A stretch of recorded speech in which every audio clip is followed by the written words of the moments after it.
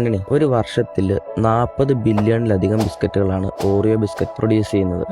നമ്മുടെ ഇവിടെ നമുക്ക് എല്ലാവർക്കും അറിയാവുന്ന വലിയൊരു കമ്പനിയാണ് ഓറിയോ ബിസ്ക്കറ്റ്. നബിസ്കോ എന്ന് പറഞ്ഞൊരു കമ്പനിയാണ് ഓറിയോ ബിസ്ക്കറ്റ്. ഈ ഓറിയോ ബിസ്ക്കറ്റിന് വേറൊരു പേരുണ്ട്, ഡെവിൾസ് കുക്കീസ്.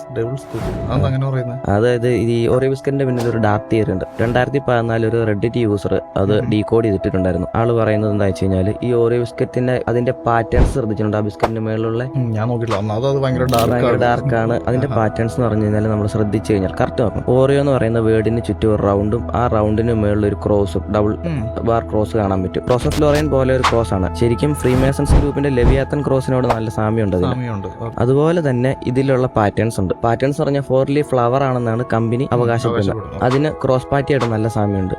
അതായത് നൈറ്റ് ടെംപ്ലേഴ്സ് എന്ന് പറഞ്ഞിട്ടൊരു സീക്രട്ട് സൊസൈറ്റി ഉണ്ട്.